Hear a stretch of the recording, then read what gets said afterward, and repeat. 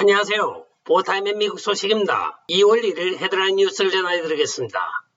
보타임의 미국 법무부가 지금 이상하게 돌아가고 있습니다. 2020년 선거가 지난 후 17개월 동안 침묵하고 있던 DOJ가 갑자기 헌터 바이든과 그의 가족들에 대한 해외 금융계좌 거래 내역을 제출하라고 JP모간에다가 소환장을 보냈습니다. 헌터 바이든과 그의 삼촌인 지인 바이든을 포함한 모든 가족들의 해외 금융 계좌를 보내라고 JP모간에 보낸 내막에 대해서는 아직까지 구체적으로 밝혀진 바는 없습니다. 최근에 조 바이든을 탄핵해야 된다는 여론이 50%가 넘어서고 있는 가운데 조 바이든을 탄핵하지 말아달라는 세력은 40%에 불과합니다. 미국민 절대 다수가 지금 조 바이든의 정책 실책을 물어 그를 탄핵해야 된다고 하고 있는 마당에 DOJ가 갑자기 이런 스탠스를 취하고 있는 이유가 무엇인지 앞으로 귀추가 주목됩니다. 다음 소식입니다. 테네시주 상원의원 마샤 브랙번이 오늘 팍스와의 인터뷰에서 실험실 누출리 이론을 제기했던 많은 과학자들이 이제는 의회에 나와서 증언을 해야 될 시기가 왔습니다. 그간에 우리가 요청하였을 때는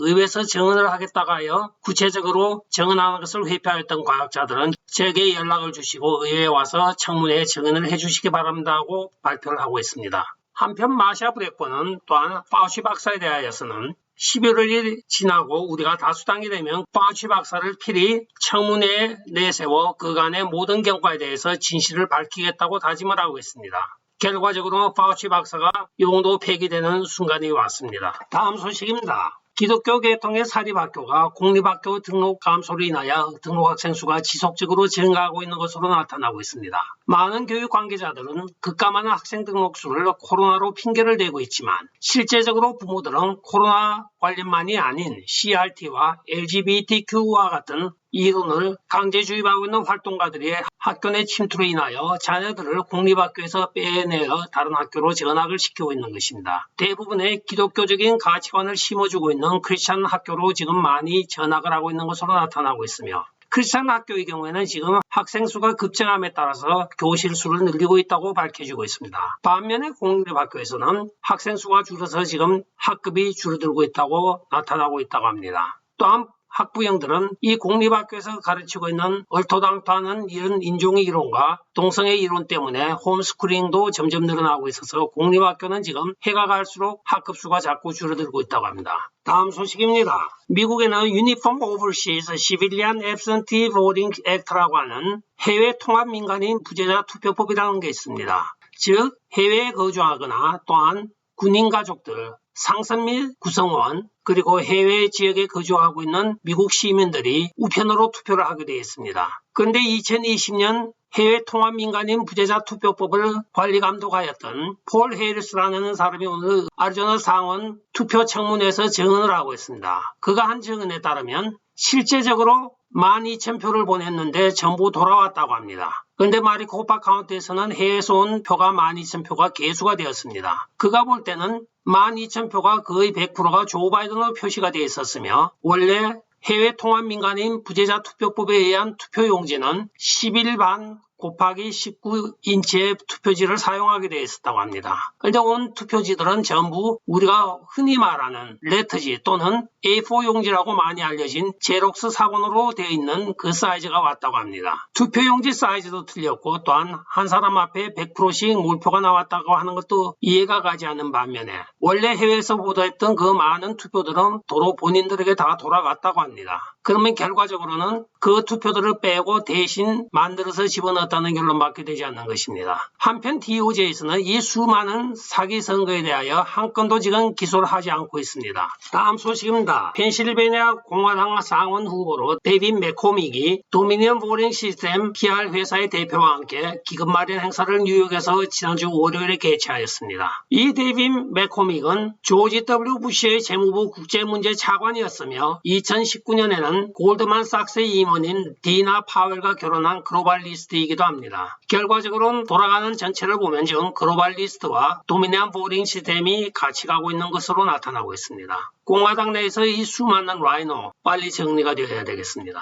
다음 소식입니다. 린지 그레함 사우스캐롤라이나 상원 의원이 도널드 트럼프 대통령이 텍사스에서 하였던 발언에 대하여 그것을 지지할 수 없다고 이야기를 하고 있습니다. 그는 1.6 사태로 지금 수감되어 있는 사람들에게 그들은 마땅히 벌을 받아야 하므로 의사당을 위협한 일에 대해서는 책임을 물어서 그들을 벌해야 한다고 강조를 하고 있습니다. 공화당 라이너 중에 한 명인 이 린지 그레함, 겉으로는 도널드 트럼프 대통령의 친구인 척하면서 오늘 MSNBC와의 인터뷰에서 그렇게 이야기를 하고 있습니다. 여기에 대하여 턱 칼슨이 린지 그레함을 지금 팍스뉴스 대담에 지금 불러냈습니다. 도널드 트럼프 대통령 선거인단 반대 발언에도 그는 도널드 트럼프 대통령에게 약속을 하였다가 부도를 낸 바가 있습니다. 라이노 중에 이렇게 숨어있는 라이노가 가장 무서운 것입니다. 정치에는 적과 동지가 없다고 이야기를 하지만은 좀 심하게 나가는 것 같습니다. 다음 소식입니다. 모데나가 오늘 풀 어프로브를 받았습니다. FDA에 의하면 모데나 백신에 대하여 완전한 승인을 오늘 하였다고 공식적으로 발표를 하고 있습니다. 다음 소식입니다. 미시간에 있는 프레인웨일 하이스쿨이라고 하는 데서 학생이 자기 신앙적인 견해를 밝혔다고 하여 정학을 시켰습니다. 3일 동안 이 학생을 교내 특별활동과 또한 수업을 못하게 하는 것이 지금 문제가 되고 있습니다. 이 학생은 지금 이 학교를 상대로 소송을 제기하고 있는데 그 이유는 바로 지금 아이비리그에서 사전 입학 허가를 받아놓은 학생이기 때문입니다. 학교 활동에서 점수가 깎이게 되면 아이비리그 대학에 가는 것이 불가능해지기 때문입니다. 이 학생은 학교를 상대로 이런 불이익을 감당할 수 없기 때문에 소송을 제기하고 있다고 변호사를 통하여 밝히고 있습니다. 굉장히 우수한 학생으로서 여러 학생들이 종교에 대하여 물어보니 자기 종교적인 신념으로 기독교에 대해서 쭉 설명을 한 것입니다. 봄에 설명한 것을 가을에 갑자기 인종이론이 학교에서 불어닥침으로써 이 학생에게 인종이론과 또한 기독교 이론을 가지고 무슬림을 폄하하였다고 하면서 불이익을 준 것입니다. 다음 소식입니다. 캘리포니아 주 대법관인 제니스 로즈 브라운 법관은 참 억울하게 생겼습니다. 바로 2003년에 연방 대법관으로 조지 부시에 의해 지명이 되었으나 민주당원들의 반대로 지명을 받지 못하였습니다. 오늘 바로 두 번째 앉는 흑인 여성이 로즈 브라운 캘리포니아 주 대법관입니다. 충분한 자질을 갖췄던 그녀를 그때 당시에 상원 민주당원인 벤자민 넬슨 한 명만 찬성을 해주고 그 지명에 반대한 사람은 바로 조 바이든, 브락 오바마 등 많은 민주당원들이 반대를 하였던 것입니다. 결과적으로 그들은 인종차별주의자였던 것이죠. 그러나 오늘에 와서는 갑자기 스탠스를 바꾸어서 흑인 여성을 대법관으로 해야 한다고 표리부동한 이야기를 하고 있습니다. 민주당 정책서를 밝혀보면 공화당이 최초로 여성 흑인 대법관을 임명하는 것을 원치 않았다고 이야기를 하고 있습니다. 따라서 자기들이 기회가 왔을 때 즉시 흑인 여성 대법관을 임명하겠다고 설치고 있는 것입니다.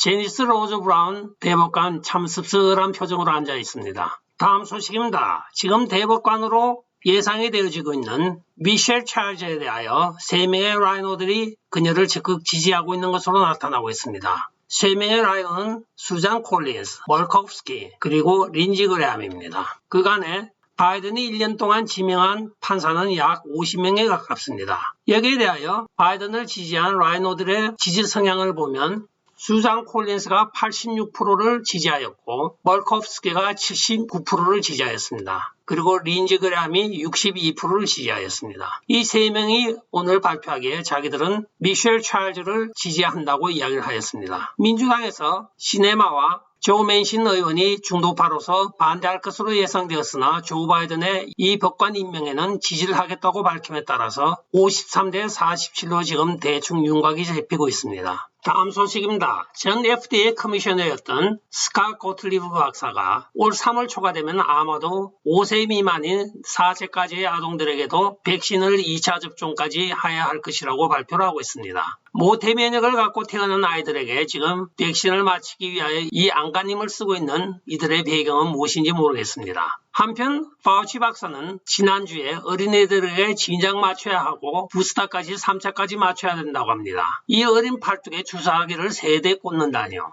참 해도 너무합니다.